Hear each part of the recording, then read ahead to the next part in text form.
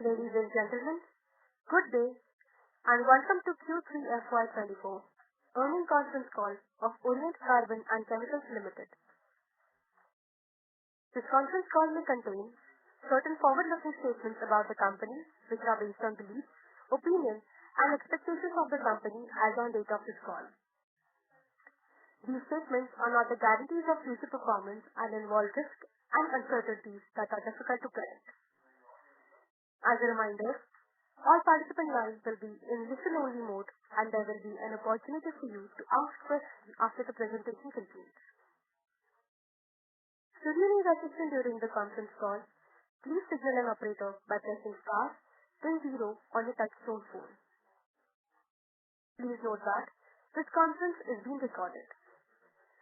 I now hand the conference over to Mr. Akshat Goenka, Promoter and Joint Managing Director of OCCL. Thank you and over to you, sir.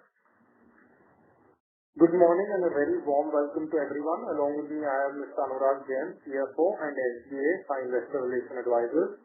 We have uploaded our results and investor presentation for the quarter and 9 months ended 31st December 2023 on the stock exchanges and company website. Hope each one of you had a chance to go through the same. For the quarter gone by, our revenues have declined. The decline can be attributed to several factors, including the diminishing realizations of insoluble sulfur owing to reduction in input costs, coupled with weakened demand and intensified competition in the market.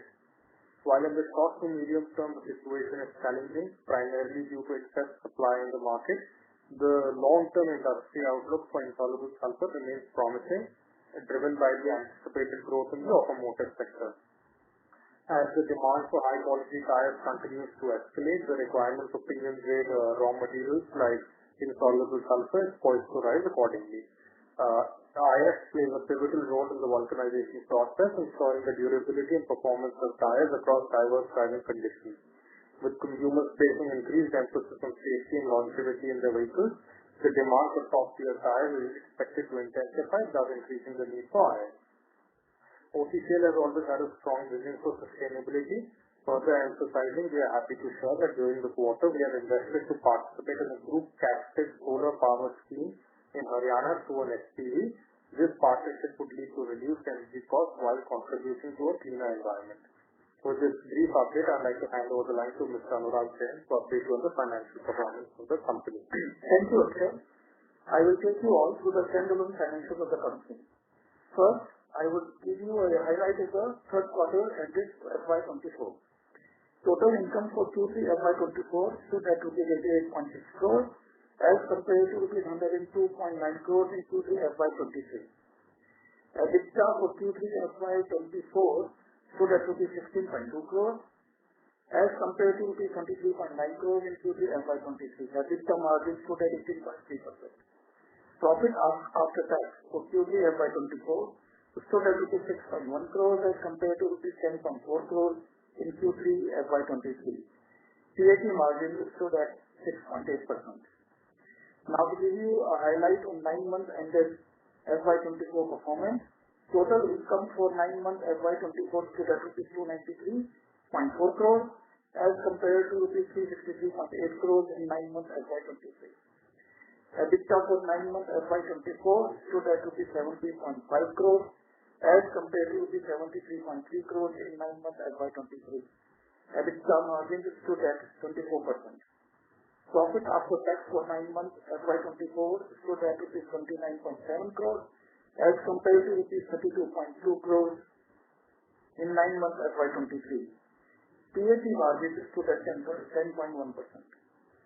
Though revenues and profits have declined due to tough industry conditions, we are confident of our business's long-term outlook. Our expertise and strong position in the global market give us confidence that despite challenges, we are committed to our values and strategies as we navigate through challenges, striving for sustained growth and success in years to come. With this, I would like to open the floor for questions and answers. Thank you very much. We will now begin the question and answer session. Anyone who wishes to ask a question may press star and 1 on their touchtone phone. If you wish to remove yourself from question queue, you may press star and 2. Participants are requested to use handset while asking a question. Ladies and gentlemen, we will wait for a moment while the question queue assembles.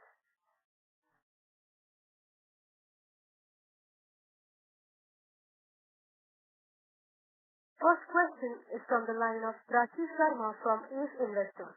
Please go ahead. Hi, sir. Good morning. I just have a couple of questions.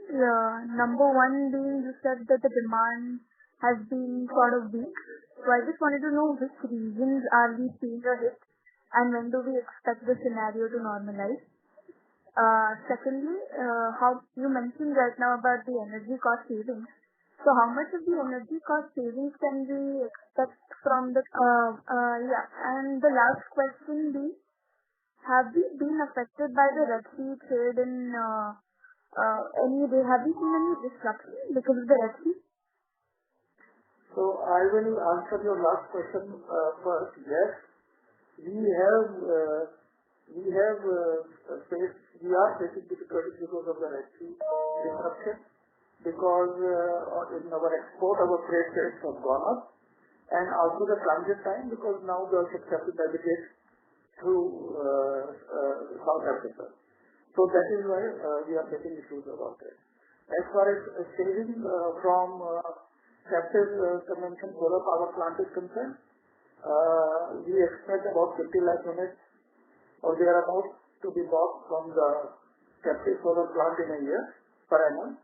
So that is the amount that we will save in terms of sustainability and also in terms of cost.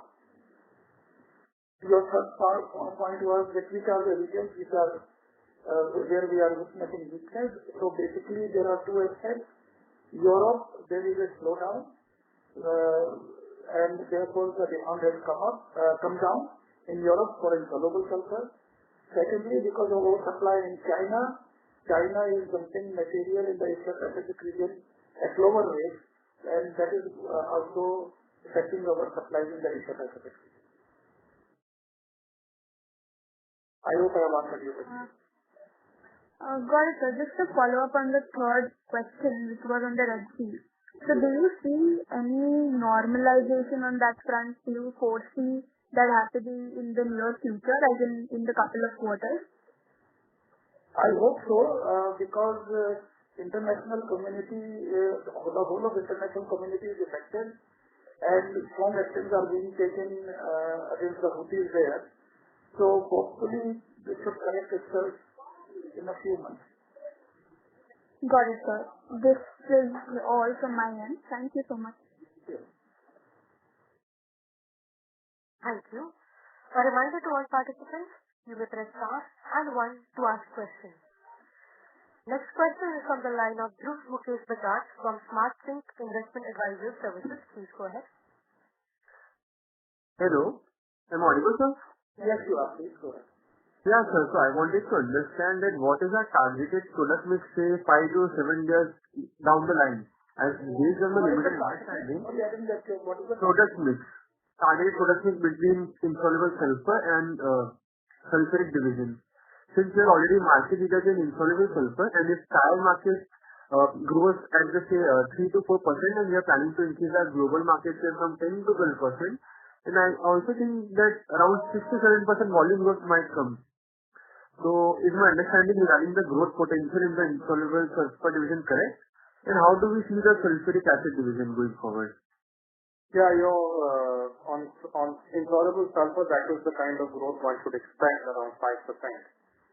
And the sulfuric acid is a different thing because we expect that we'll be operating full capacity and selling out full capacity of sulfuric acid. Okay. So what is the margin differential between the two products? Well, sulfuric acid is a very low margin product as of today. Earlier we used to have a good margin, but because of subsidy issues with FSP, most of the FSP plants have shut down. So the margins have shrunk in acid, and both are not comparable because the price points are very different. Sulfuric acid sells for around 4,000 to 5,000 rupees a ton. insoluble sulfur sells about 125,000 plus minus 15,000 rupees a ton. So they are both comparable with each other. Got it, sir. And sir, we earlier incurred heavy capex, post which the demand and pricing scenario has worsened in the last 2 years. So I wanted to know that what is our current capacity utilization for both the segments, and what is the revenue potential at current realizations in the insoluble sulfur segment? So for sulfuric acid, since January we are operating at full capacity. That is because of the steam and power which is generated from the plant. We are operating that plant at full capacity. And as far as insoluble sulfur is concerned, currently the capacity utilization would be just a few percent.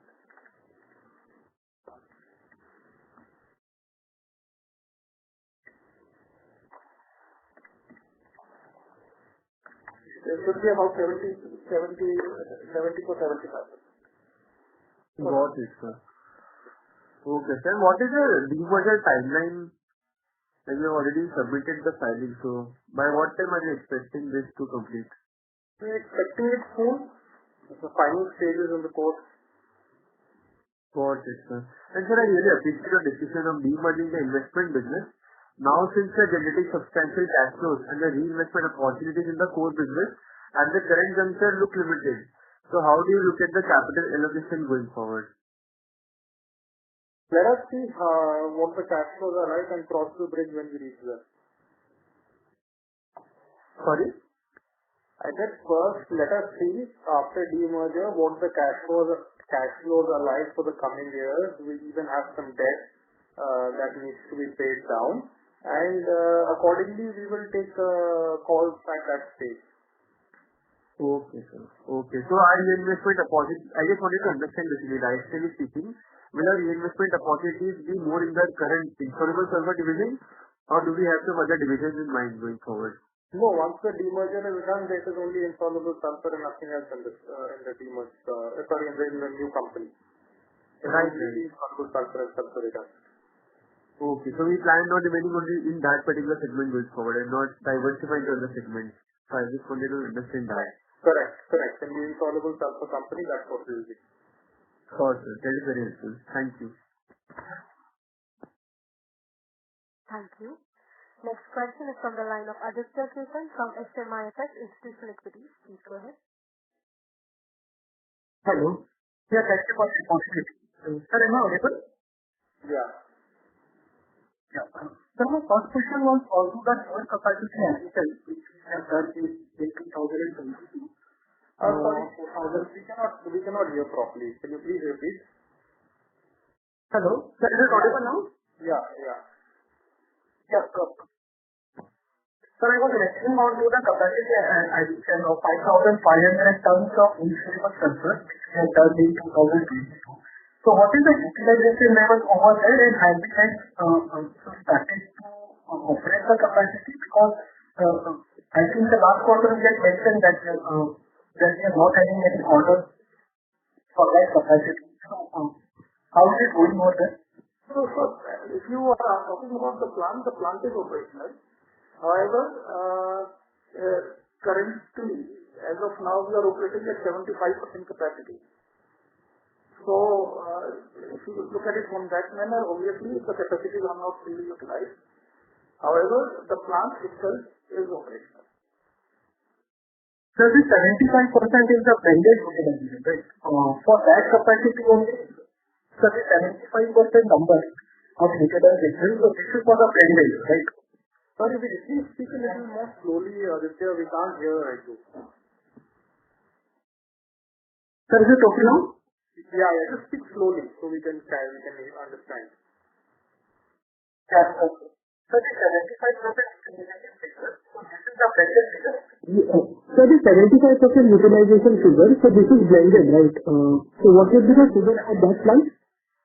This is blended, but one clarification, Anurag is saying 75% going forward. Yes. Not earlier it was even lower. Yes. We are currently as of now. We are expecting it to be 75% going forward. Okay. and blended. So this 75% is in the next 2 years, right? Sorry? So this 75% in the next 2 years. No, we are now, from this quarter onward, we are at 75%. Okay. This quarter, okay. And sir, you had mentioned onto the oversupply situation in China.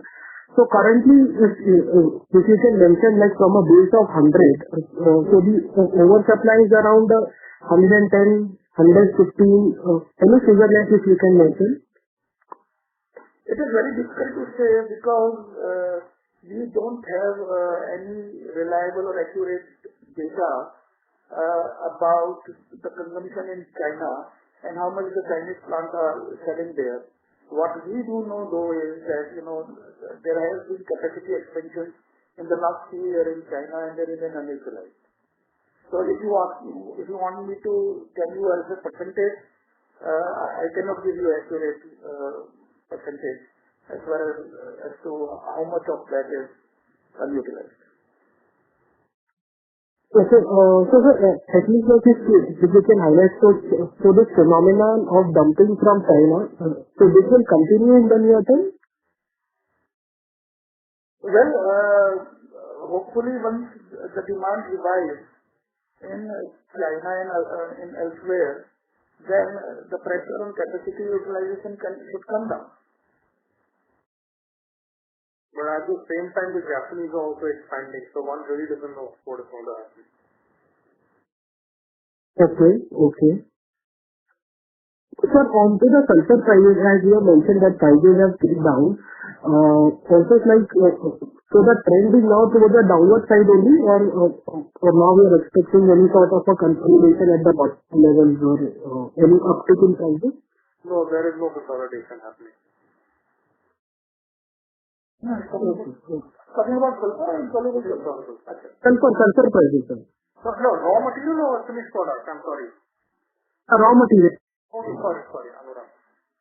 So in sulfur, though the prices have come down, but now I think they are in the stable stage for the last 1 or 2 months, and the short-term outlook is stable prices only. Okay, sir. Got it. Thank you, sir. Thank you. Next question is from the line of Keshav Garg from Counter Cyclical PMS. Please go ahead. Sir, if we see then in the past 2 quarters, from first quarter we did 31 crores standalone EBITDA, which is half to around less than 16 crores in December quarter.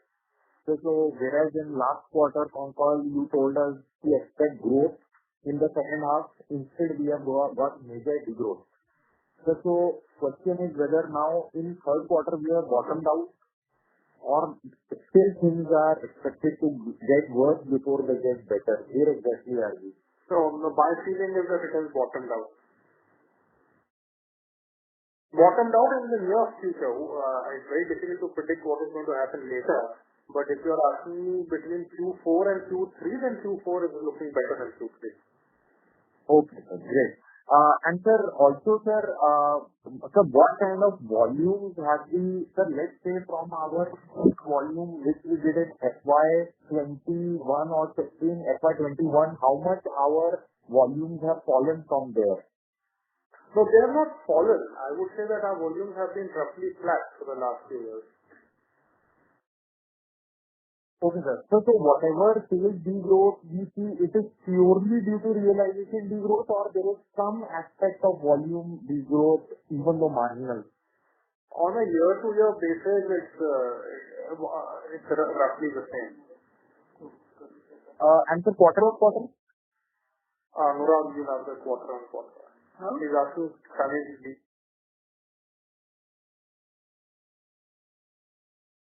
So looking at from last year, the tonnage has been roughly the same. Sir, I got that. I'm trying to understand that let's say in the first quarter when we did 109 crore revenue versus 88 crore in third quarter, so has there been any volume degrowth in the past quarter? There has been a volume degrowth in the third quarter. That is what you are saying. Okay. From the previous quarter, there has been a volume degrowth. Sure. Sure. Going forward, you are saying from Q4 onwards, you are seeing some kind of volume growth. Yes, we are hopeful of a better volume sales in Q4 than Q3. Sir, as far as the realizations are concerned, what is, in your judgment, where are we? Are they expected to stabilize now or increase or further decrease? It's very difficult to say, but yeah, we are not seeing any signs of pricing increasing. Okay. Sir, also, what has been the response in the United States where we had plans to ramp up our market share? Have you made any progress over there? Yeah. We have got some business, and that is why we are saying that we are expecting volume to go up from before. We have got some business. Obviously, nowhere close to how much we wanted or we expected, but nonetheless, we have made a start. Sir, everywhere we are hearing China plus one, people want to diversify their supplier base, but here, sir, we are seeing the opposite in insoluble sulfur.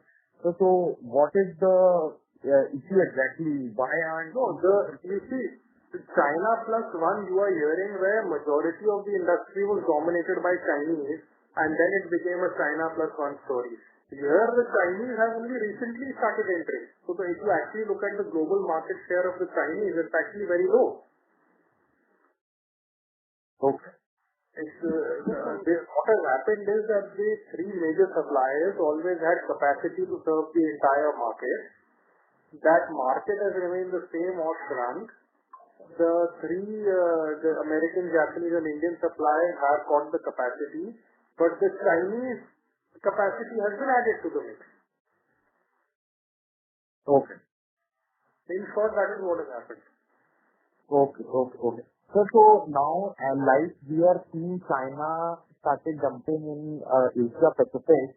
In future, China can start dumping in European markets and US also. Then where do we go from there then?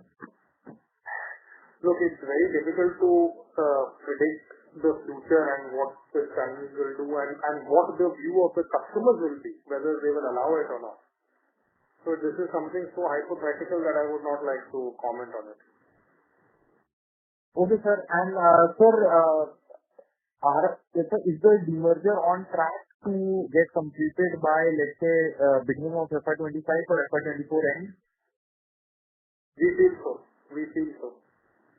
Sir, just one request, sir, since we are going through such a severe down cycle and thankfully our balance sheet is intact and we are debt-free on a net basis, sir, please consider a share buyback, sir, because this is the most opportune time to extinguish our shares so that our earnings per share can permanently increase going forward. Thank you very much. Thank you. Thank you. A reminder to all participants, you may press star and one to ask questions. Next question is from the line of Gurvinder Juneja from Fortuna Investment Advisors. Please go ahead.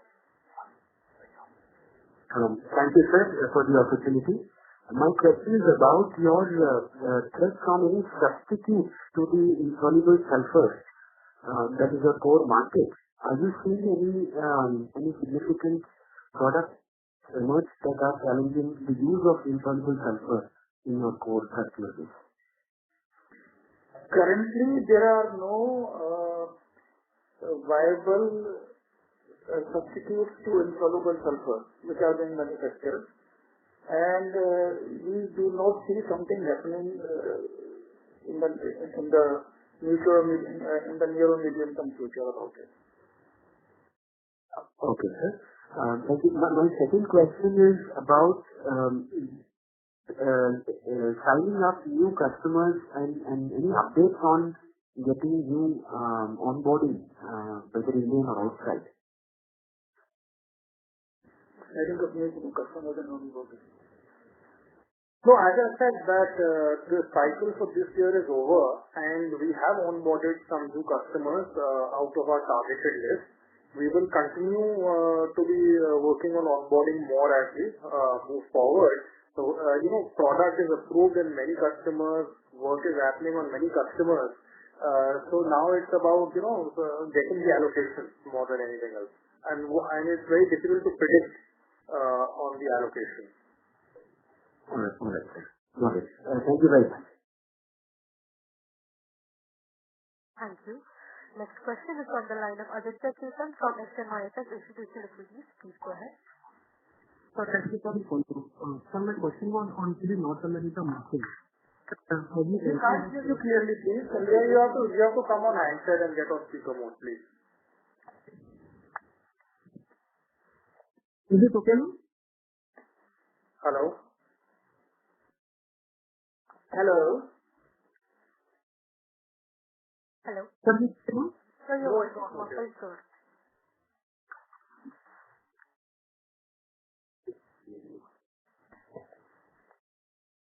Hello, Aditya sir, we're not able to hear you. Sir, hello? Sir, is it audible? I am on handset mode only, sir. Okay, this is better. Yeah. Sir, I was asking on to the North America market. Sir, any sort of a market share number if you can give, because earlier I believe you used to say that we are planning around 10% of the market share into the North America market. So, any number that currently we are standing at? No, we cannot give that number out. Okay. Sir, on to the volume degrowth, as sir mentioned in this quarter, any figures quoted like how much was that volume degrowth? See, I'm saying on a year-to-year basis, the volume is going to end up roughly the same. So if you look at it from a year-to-year basis, it's going to be within, this year or there. Okay. And sir, on to the prices, as you mentioned, so because of oversupply, so prices are going down. Can you, it would be a good thought to take, so these prices would be the new normal, at least for this one. Sorry, you're saying the prices will be the new normal for? So for the next one. For the next? Sorry, I got the gist of your question. I can't tell you clearly. I'll answer it based on what I understood. In the near term, the prices are going to be at these levels. It is very difficult to predict when it will change. So for the foreseeable future, prices and margins will be at these levels. Okay. Got it. Thank you. Next question is from the line of Saravanan Balakrishnan, an individual investor. Please go ahead. This call is now being recorded. Thanks for this opportunity. The first question is, sir, what current debt assets today? Current? Debt. We expect, I think the current debt today, long-term debt is around 70 crores. 73 crores. 73, okay. 73, in that way. And are we looking to nullify this 73 crores, sir, or is there any guidance that you can provide on this? Please repeat the question. So, any target guidance on the debt reduction plan? See, the normal debt repayment is going to be roughly 20 crores a year. Got it. And the other question we have is on the private investments. So earlier, I think we have made multiple private investments on Bira and few other companies. So how are those private investments performing as of today? Till private investments are not realized, it is very hazardous for me to say this kind of a statement on an open call. See, the list of investments are known to everybody. The date of investments are known to everybody. How these companies are doing is also known to everybody. What are the latest rounds that are happening? So I think people can guess how they are doing. From my side, to make a statement like this without realizing the money, I think would be a little bit irresponsible.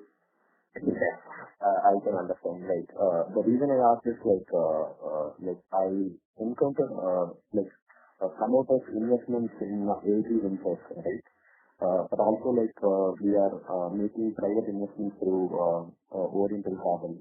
So just wanted to know how is there any correlation or alignment with the group? That was the thought of it. See, AG Ventures is the brand name. Okay. And as we all know that the company is going to be demerged. So definitely, I would assume that Oriental Carbon and Chemicals Limited would not be an appropriate name to have for an investment company. So AG Ventures is basically the family brand name, and I can assure there is no conflict between, and that is your basic question, if there is any kind of conflict that is happening. I can assure that there is absolutely no kind of conflict that is happening. But one needs a brand name when one does a business properly. And AG Ventures is the brand name that we are going to move forward with in life. Got it. And a few quarters back, so I was under the belief that so there was a hiring that's been taken place for Duncan Engineering, right? So is the hiring process complete for the next set of growth for Duncan Engineering segment? Yes. The hiring process is complete, and the future looks good for Duncan Engineering. I'm good. Got it. And one last question, sir, on the North American front. So there are a couple of customers who we are not able to engage few years back due to the capacity that we are not going to cater them. So how is that shaping up in the Indian market? As I said earlier in the call, we have got some, in terms of approvals, we have got a lot of approvals. In terms of allocation, we have got some new allocation, which we have started, dispatching from January onwards. Of course, the allocation is nowhere close to how much we were hoping for or expected, but we have certainly made a start, and we have got one or two new plants in the Americas, and we are very happy to start, make this start. And hopefully, as we serve the customers better and they get more confidence on us, the relationship can grow going forward. Got it. So typically, what's the timeline for this onboarding a customer life cycle is concerned? Any estimate? Is it 12-18 months for us? It all depends on how badly the customer wants you. If they don't want you, you will not sell for 5 years. If they want you can start selling in 6 months. Got it. I think that's it for me. This insight was useful. Thank you so much. Thank you. A reminder to all participants, you may press star and 1 to ask questions. Next question is from the line of Dhruv Mukesh Bajaj from SmartSync Investment Advisory Services. Please go ahead. So thanks for allowing me a follow-up question. So I just had one question. Going forward post-demerger, what are the plans with the investment company?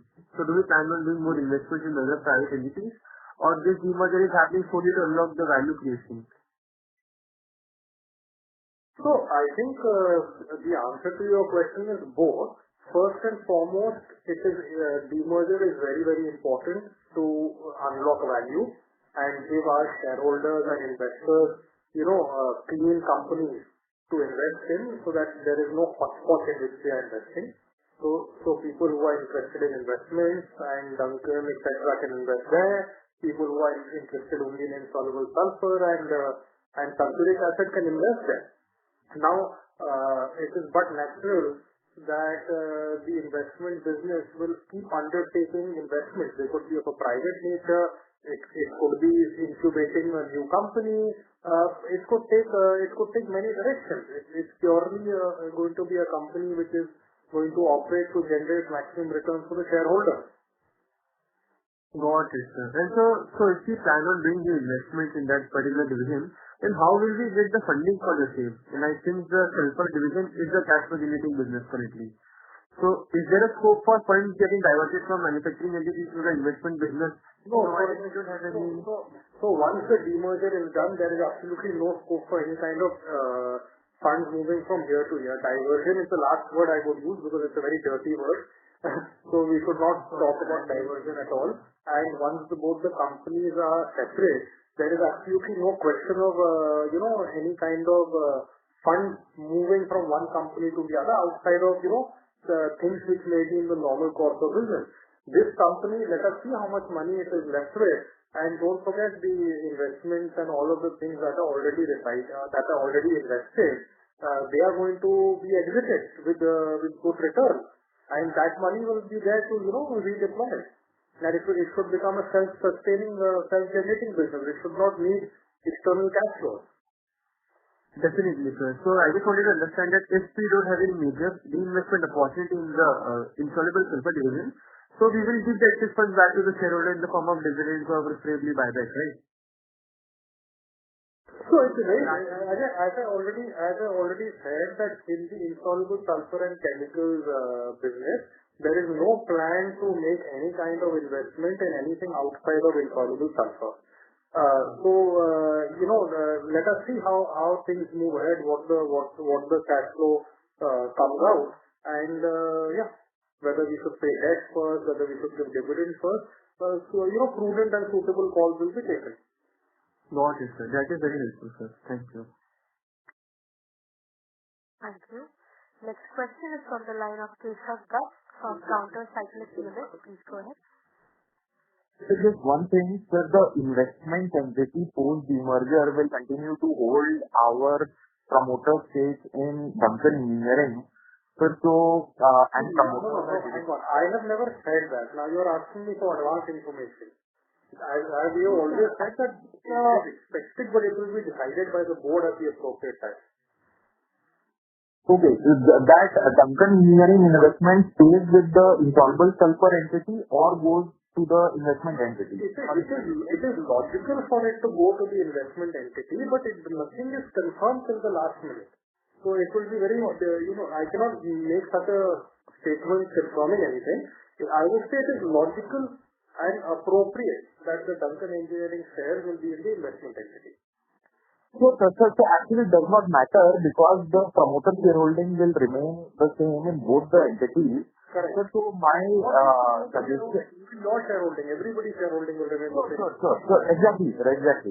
So my point was that since currently our investment is suffering from a holding company discount, sir, and since promoters are directly holding 25% in Duncan Engineering and approximately 52% in this entity, sir, so if the company distributes the shares held by OCCL in Duncan Engineering directly to the shareholder, so the promoters will directly own approximately over 50%. Are you suggesting that that it is dividend out? Yes, sir. So the shares of Duncan Engineering held by OCCL can be directly given to the shareholders. That would be considered a dividend. It cannot be given like that. There is an entire process. Anyway, let this one demerger happen, then what other suitable calls, when and how they need to be taken, what needs to be done, we will keep taking them. So, thank you very much. To clarify that shares and anything cannot just be given like that to shareholders. It is all considered a dividend and subject to dividend tax. So the whole idea is to unlock value. That is the whole purpose, sir. No, absolutely. So we will keep doing what is in the best interest of all shareholders to keep increasing our value. Okay, thank you very much. Best of luck. Thank you. Next question is from the line of Saurabh Mittal, an individual investor. Please go ahead. Good morning, sir, and thank you very much for the opportunity. Can you give me some idea on why the fixed asset turnover of the business is so low? I didn't get you. You are asking the reason is because the capacity utilization is very low, and the fixed assets have been already put in place, and we are operating at such a low, capacity utilization. Therefore, the ratio is bad. Sir, on the long-term basis also, the fixed asset turnover comes somewhere around 1 time. Yeah. So that is how it's always been, and it's been a high margin business with low fixed asset to turnover ratio. Okay. So, I wanted to get some idea why that fixed asset turnover is low. Are there separate production lines for different customers or these are specially designed plant and machinery as per your requirements? This is the nature of the industry. It is the nature of the industry where the product sells at a higher margin, and the reason it sells for a higher margin is because the asset turnover ratio is low. Okay. So to make the result, it has to sell at a higher margin. Okay. My second question would be, what is your distribution channel? Do you directly supply your products to customers, or you first sell to your distributors and then they supply to customers? Majority of our sales is directly supplied. Directly supply to the customer's plant? Yes. Majority of our sales. Okay. Thank you, sir. That was from my side. And all the very best for the future. Thank you. Ladies and gentlemen, that was the last question of the day. I now hand the conference over to management for closing comments. I'd like to thank everyone for being part of this call. We hope we've answered your questions. If you need more information, please feel free to contact us or SGA, our IR advisor. Thank you. Thank you. On behalf of Orient Carbon and Chemicals Limited, that concludes this conference. Thank you for joining us, and you may now disconnect your lines.